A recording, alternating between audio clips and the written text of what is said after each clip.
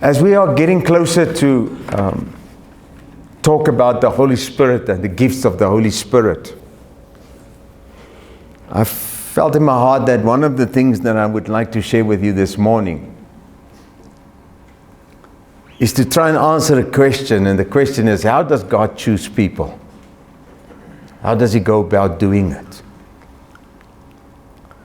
Now, I don't know how to explain this, but in all these years of ministry, as I stand here at this platform, one should think that if you've had experience since 1984, that's 42 years now in ministry, that you should know all and have experience in all, and it would be okay to stand here. I mean, it shouldn't be difficult anymore, should it? And then I'm thinking by myself, I said, you know what? At the age of 64, I realized that the older I get, it seems that I know less. The older I get, I realized that I relied so much on my personality, and by the way, I have one, don't you say? I relied on the experience, maybe on the knowledge that I acquired over all these years. But for the first time in my life, not a day goes by when I get to this platform that I beg God, Father, please help me. I don't really know what to say. I can talk about many stuff, but God, if you do not speak, if you do not help me, whoever comes here, if you don't help us in our ministries as a department leader, as an usher, as a volunteer, as a worship leader, God, if you don't touch me as a worship leader, how will I take people to that level that you want us to reach in our worship? And again, I'm thinking, God, if there was ever a time that I needed the Spirit of God more than ever, it's now. And it goes for each one of us. Doesn't it? Otherwise, we're just spectators. Otherwise, we just come to a meeting like this and we say, okay, you say to us and we go. You encourage us, you build us up, you teach us something that we don't know, and great for that. But friends, we can't be just spectators. If there's an urgency in the kingdom of God to reach out to people and to love people in our nation, and somehow you will agree with me, we are in places every day of the week and month in the year where you significantly fill a spot that no one else can fill. And if you and I can't fill that spot with an anointing and a knowledge of God's word and a call of God in our hearts and lives, and we are ready that God can use us at any time, we will miss the opportunity.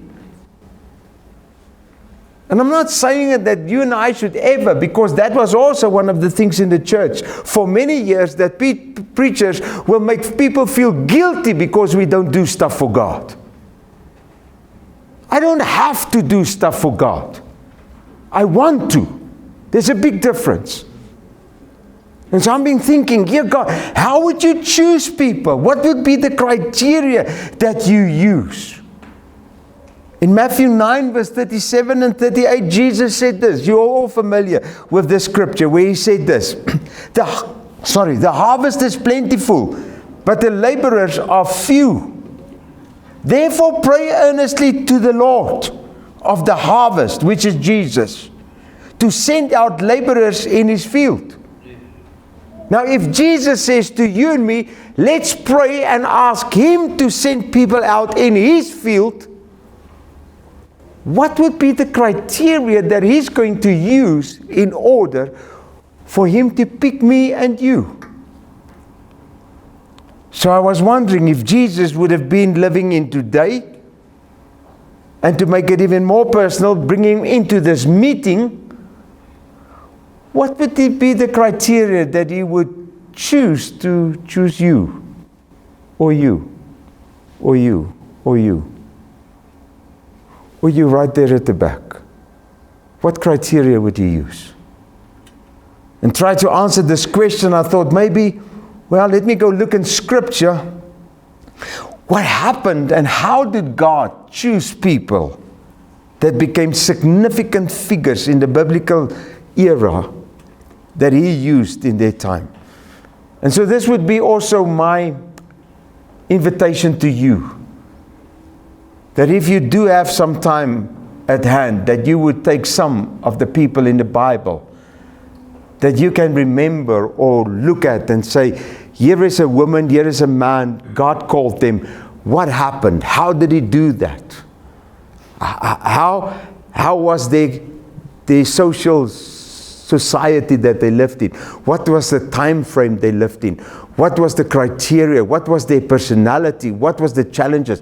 What was the political background that they found themselves in? And when you look at people like that, you wonder and say, you know what? One thing that I realized as I discovered this and I started looking at some of these people, I realized also with this in mind, remember that God says, I am not a respecter of a person. And I'm of the opinion, friends, that the same criteria God used in the old days, so to speak, many years ago, in calling people by name, would most probably also be the same criteria that he would use in today when he calls on you and me to get involved. So before, I'm only going to use 4. When I started preparing, realized, oh, we've only got 30 minutes to do this and I've got 20 people. That's not going to happen.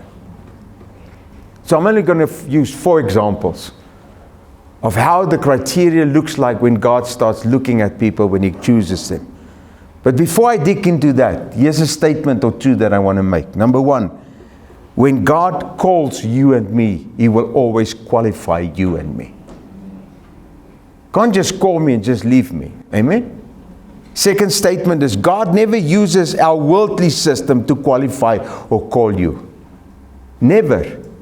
He never uses our worldly system to call you. He will always use a kingdom system to call you and me. The moment God chooses, number 3, to choose you, he commits to finish what he started in you and me. And it's true. There are people that God chose who fell out of the bus, so to speak. Can we say that in English? In Afrikaans sê ons, hy het die bus uitgeval. He fell out of the bus. Ek weet nie hoe dit doesn't seem right, but anyway, there are people that just didn't finish. But the problem wasn't that God couldn't finish it. The problem was with their own choices they made. Number 4, it is most probably the greatest honor of all honors to be chosen by God to fulfill his purposes. When I stand here, I'm so honored. Not because I'm a pastor, but because I've been called by God.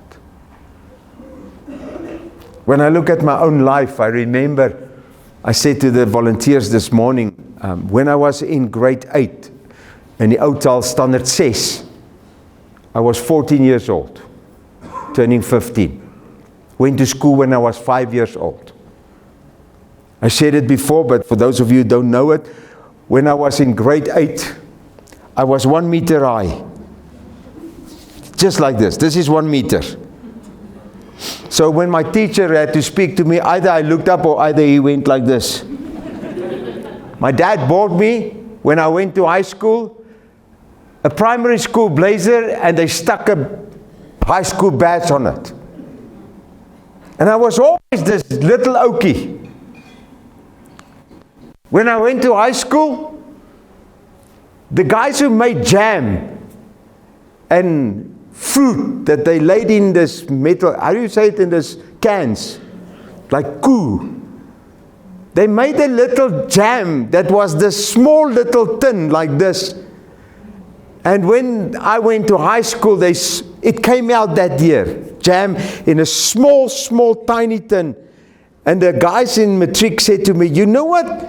You're so small you can fit into it. We will call you Jam from now on. That was my nickname, Jam.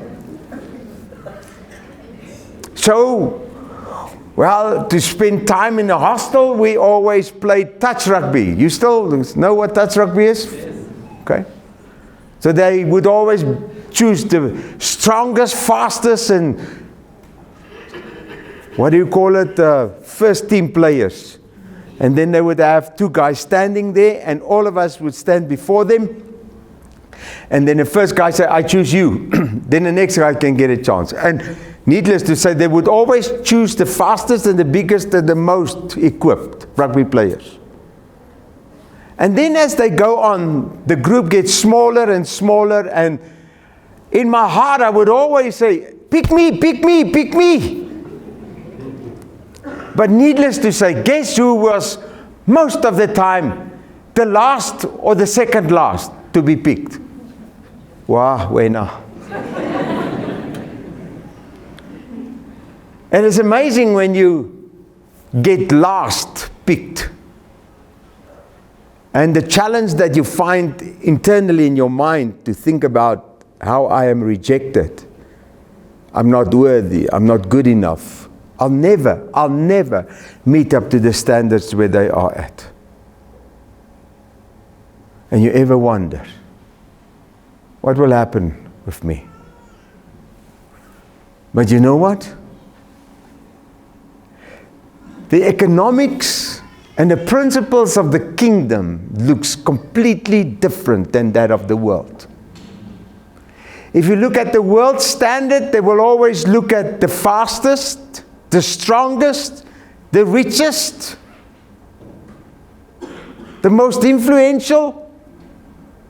But when it comes to the kingdom of God, and we're standing in a line where God needs to choose a team player that can play touch rugby with him to touch people's lives, then he would look at the least of all and he says, let me look to the one who's the weakest, the one who doesn't have anything to lose, the one who's the smallest, the one who doesn't know everything, the one who always forgets, the one who always sleeps over the time that he needs to, the one that when he reads my word can't even remember what he wrote or read this morning. He can't even remember where it stands in the Bible. Does it sound familiar, friends? When we get in a group, let me choose somebody who's so scared to pray in public because he doesn't have the right words or she doesn't have the right words to say. That is the kind of candidate God will always look at. And in my own life, you know what? I'm so honored this morning that I was the last of all the last, that God could stand before me and say, I choose you for my kingdom. Oh man, in my small... Remember, 1974, 73, around there, they brought out denim. And we had bell bottoms. I don't know if you know what it is. It is a denim pants that my whole shoe would fit. It was this size at the bottom. I loved it so much because when in hostel, I needed to pray before people and I would stand up. My whole little body would shiver. But the denim kept me inside of it. Nothing. Nobody could see it. I couldn't speak before people. I couldn't pray. And then there was this day. Oh, when he touched me. And oh, my soul knows it today. My life was never the same again.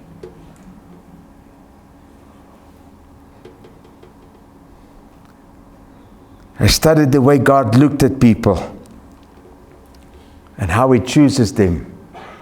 Number one, Jeremiah 1 verse 4 and 5 says, now the word of the Lord came to me saying, before I formed you in your mother's womb, I knew you. And before you were born, I consecrated. That word means I set you apart. I appointed you as prophet to the nations. One of the ways I believe God chooses people is that he chooses them even before they were born in their mother's womb. Friends, and you know who I think, it's just my opinion, are the ones that fall in this category are often the ones that land up in a baby house like Hope for Life. Are the ones that when you are born and your parents have too many children, they don't want you. These are the ones that God will always, before anybody sees anything. Therefore, when I pray for people, when we dedicate babies, I always wonder, what is God's plan for this baby while they were still in their mother's womb? And even for you and me as I speak, Psalm 139 says, you and I were uniquely woven together in our mother's womb because God knows everything about you and me. Amen? Doesn't David says, God, I praise you because I'm fearfully and wonderfully made. Jeremiah was like that. Paul makes a statement in Galatians 1 verse 15. He says, God set me apart before I was even born. And I mean, we know the rubbish that he made and the stuff that he did to the church before he met Jesus. Can you think of another person who was set apart in their mother's womb? What about John the Baptist? Oh man, was he not the one? And you know what was so significant about it? That you would read it in Isaiah. That Isaiah prophesied that one day a man will be born that will prepare a way for the Messiah. There are some of you sitting here this morning. You've been set apart by God, even in your mother's womb. Maybe it's time to know it, to hear it. Another person is Isaiah. In Isaiah 6 verse 1 and 7 you will read the story. I don't have enough time. But Israel and Judah were in a bad spot. When Isaiah lived, when he started operating as a prophet, the whole of Israel was already taken to Syria in captivity. Then God called Isaiah so that he could speak to the people of Judah and say to these people, I'm going to warn you, sort your lives out. The experience Isaiah had, and I thought, yo God, if you choose me or any of us, would this not be amazing? I mean, listen to this. He was standing in the presence of the supernatural. That way he was standing, the foundation started shaking. He heard an audible voice that filled the atmosphere and the whole place filled up with smoke. And then he realized, oh my word, I don't match up to this thing. And he fell down on his face. Then God speaks to him and he says to him this, Son of man, stand up that I can speak with you. When we get to the Holy Spirit and the gift of the Holy Spirit, sometimes I've seen in the past how people get anointed or touched by God and people pray for them. Some of them were pushed over for whatever reason, I don't know why, but we'll get there when we get there. And then they lie on the floor and everything, and then when they kind of get to themselves, people ask, how was it? Oh, it was a great encounter. Oh, it felt so wonderful. What else? No, it was just great. Let me say this to you this morning. When you get touched by God in that kind of way, open your ears so that you can hear Him speak. Son of man, daughter of God, stand up that I can speak with you. There's no use in it of having a good experience and we don't know why God did it. Amen? So if I do have an experience, listen. So Isaiah listened. He heard this voice. Not only in the first one was somebody separated or set apart for God in the womb. Now here I find a person that God chooses is a guy or a woman that always will know, I am lost, woe to me, he says. In verse 5, I am a man of unclean lips, and I live among people who are unclean and unholy people. Oh God, I'm a complete mess. Oh God, I am completely out of my league. Lord, there's nothing. My lips can't even speak the stuff of God. And then God comes with an angel and a coal of fire and he touches his mouth, and the next moment he touches his mouth, guess what? God says to him, all your sins have been forgiven. The amazing thing about God choosing people are people who know that if my sins are forgiven and God chooses me by name because I am honest with who I am, I can become a candidate.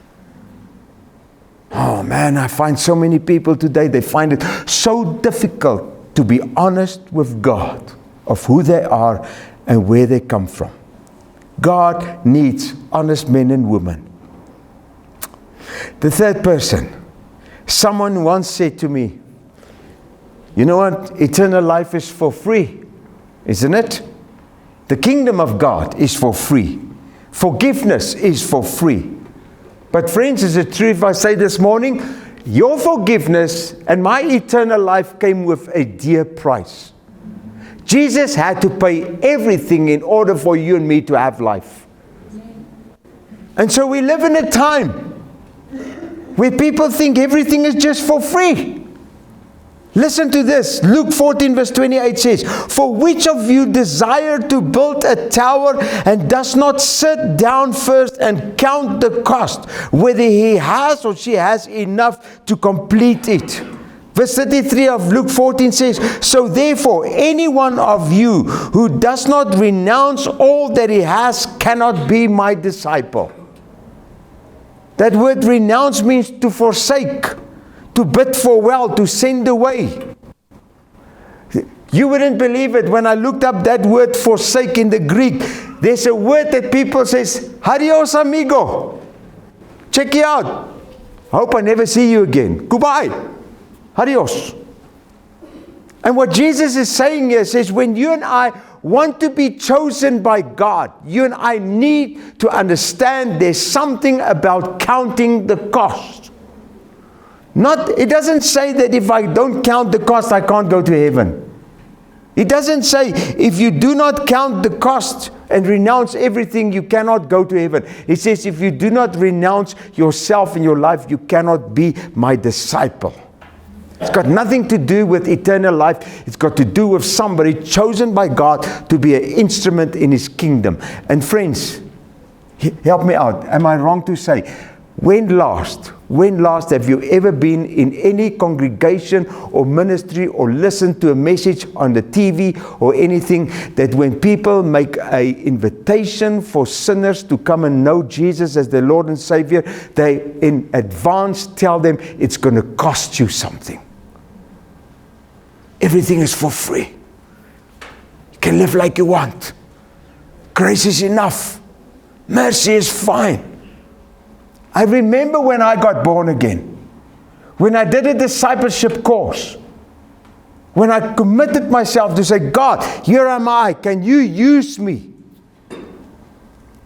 My leaders told me this. He says, everything you received is for free. But you will have to make a choice to say, it will cost me something.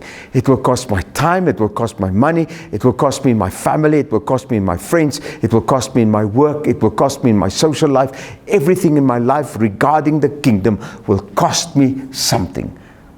The third person God will always look at to choose for a time such as this is a person who is willing to pay the price that comes with it. Are you ready? The fourth person that God would use is my favorite. Acts 4 verse 13. Now when they saw with Peter and John, when they saw the boldness of Peter and John and perceived that they were uneducated and common men, they were astonished and they recognized that they had been with Jesus. Can I use the scripture again and just put my focus on the words that stands out? When they saw the boldness of Peter and John and perceived that they were uneducated and common men, they were astonished and realized that they have been with Jesus.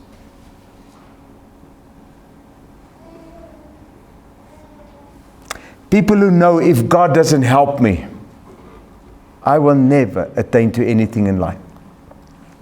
If God doesn't put His hand on me, I will never, ever reach anything. As I said earlier, look at people like this and I realize, well, it's people who often can't remember what it's written in the Bible. Come on, help me out. How many of you are in a conversation and then a scripture pops up and you know this scripture is for this person the answer to their question? And then you wonder, okay, if that guy asked me now, where is it written in the Bible? Then I go, okay, don't tell anybody. People have Bibles, paper Bibles, that's on a pulpit, and they go, and there's the scripture, and there they go, the scripture that, do you know, don't tell anybody, why my Bible is on this little phone? Yes, I know. Come on. Yes. You know, Philly? It's because if you ask me, where is it written that a man shall leave his husband, his father and mother, and cling to his wife? I know where that is now, but just for example.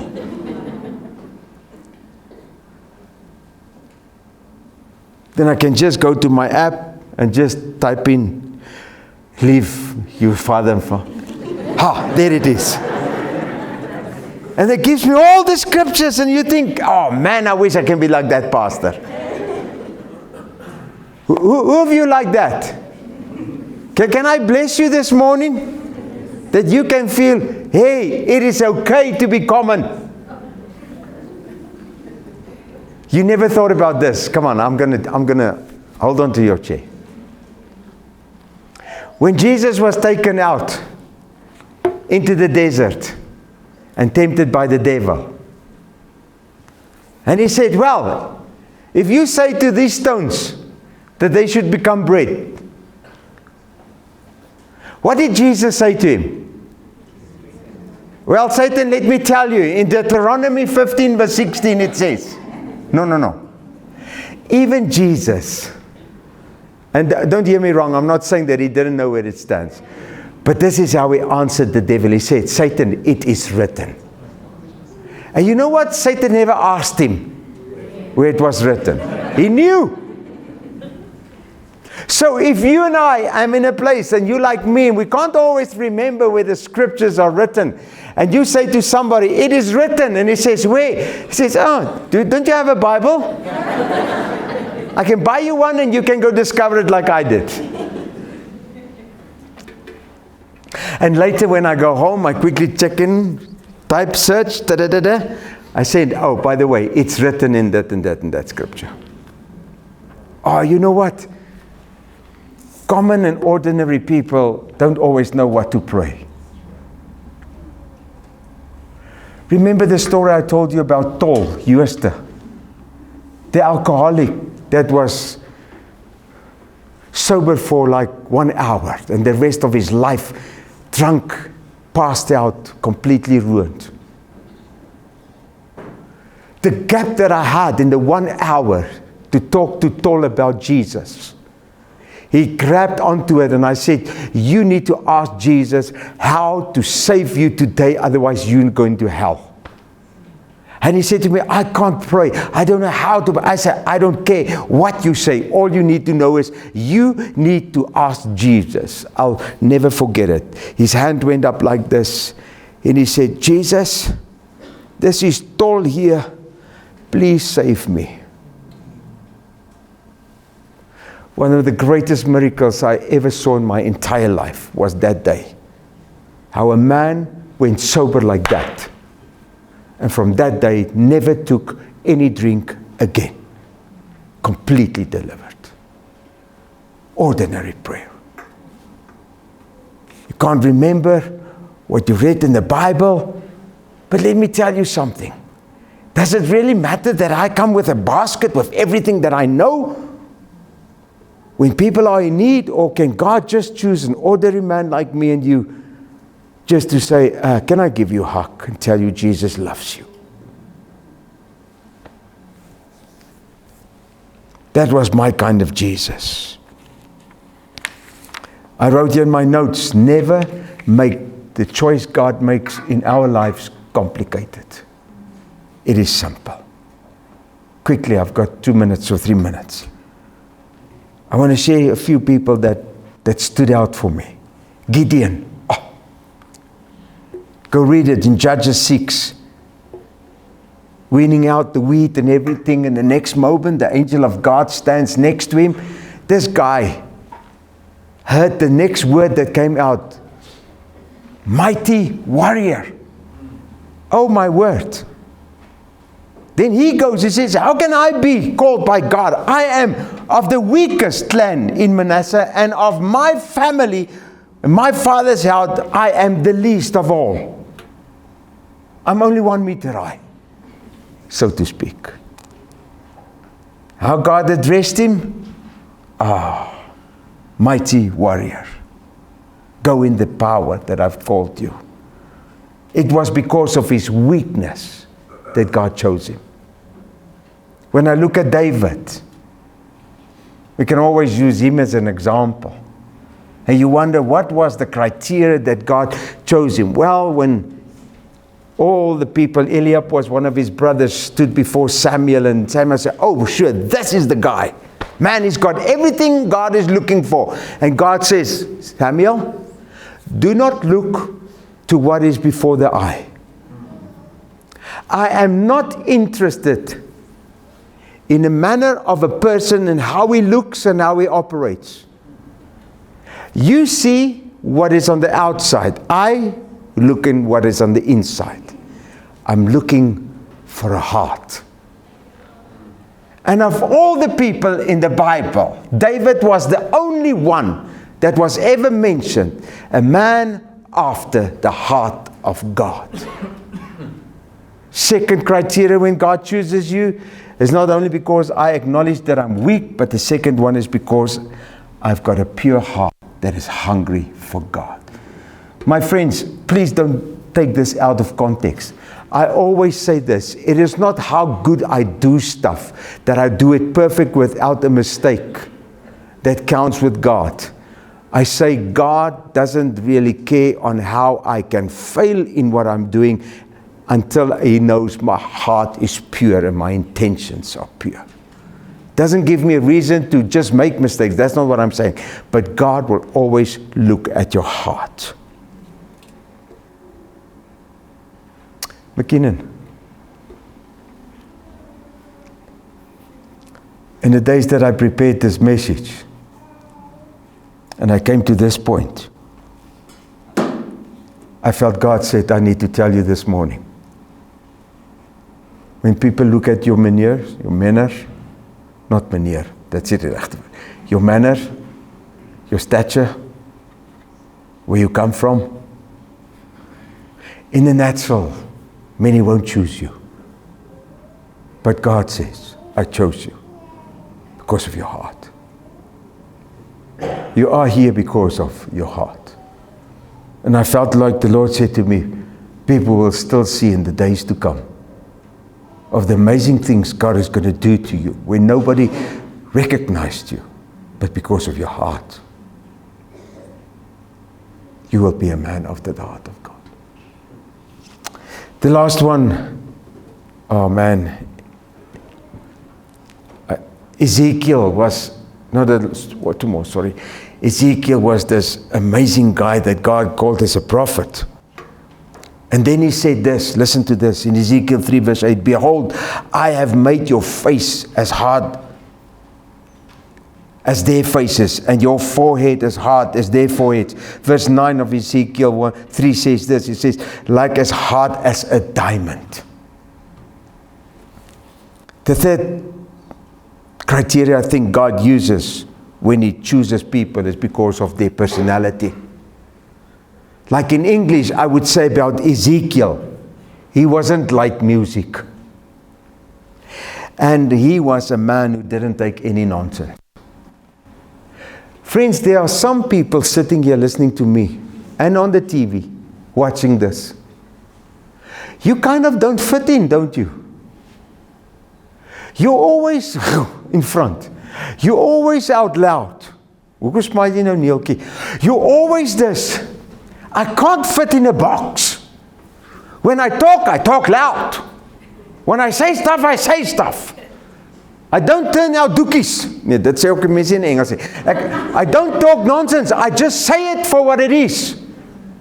And so many of us are in a place that if we are like that, We keep on praying because of the pressure of people. Oh, God, please change me. Can I say something? God is not going to change you. He made you with that personality to be who you are, so that when He takes you to people who've got tough personalities and don't want to listen, they can have somebody who can speak up. Come on. You can't change who you are. God is looking for specific personalities. But hear me out. Your personality can never disqualify you that people will walk away from Jesus. Last one, my favorite. John 4, the woman at the well. Oh man. We all know this woman at the well. When Jesus spoke to her, what did He say to her? Go call your husband. Oh, I don't have a husband. I said, you're talking the truth. Oh, by the way, Jesus loves it when we talk the truth about ourselves. Of course, you had 5 husbands, and the one that you're living now with is not your husband. Come on, think with me. How many of us have thought that the husband that she had got divorced because she was living a reckless life and an impure life? She could have just been a prostitute, for that matter. Is that what you think? But here Jesus says, did you know that in the Old Testament, if a prostitute is caught, or you caught in adultery when you are married, you would have been stoned as a woman? She wasn't stoned, but she had 5 husbands. But it's also true in Matthew 19, Jesus says this, when they asked Him, so why did Moses give them a certificate to get divorced? And He said this, because of the hardness of their heart. It wasn't like that. So in the old days, if you didn't please your husband, for whatever manner, he could give you a certificate of divorce. And in my case, I am of the opinion that this woman was 5 times rejected by her husband by giving a divorce paper, and she had to go. And that just made it right. And most probably now living with a 6th one in the hope that she will still find happiness. You know what I see? God loves to call people who are broken, who got messed up by the things of life. God loves to choose people that are in dire straits because of what happened to them, and it wasn't even their choice or their fault. You know what? The sadness of our day is this, friends, that we look at people that the life that we live in, the society that we live in, spat out, and we think God can never choose a person like that. You might come from a broken relationship, or messed up marriage, or messed up business, and things have gone wrong, and stuff has happened to you, and you thought, you know what, I'll never have a chance to stand here. Rian, am I right to say that you ever thought that you would stand behind this pulpit because of where you come from? Never. That's our God. And if there's ever a great example of God choosing people who the world has spat out, like the disciples or anybody, like a Paul or anybody, you know what? God loves it. And if you are there, I want to say to you, God will choose you. As we find communion today, and we're going to end with this, I want to use this example that Isaiah had when he was in that presence of God and God spoke to him. He heard God say this, who shall we send? And who will go for us? And in his brokenness as an ordinary guy, he stood up and says, God, here am I, send me. Friends, if Jesus had to walk into this church building this morning and he had to choose you, you know what the criteria will be wherever you are in the examples that I've used? Most probably if you could just pray this. This is what I pray. God, if you want to choose me, here am I, God. Send me.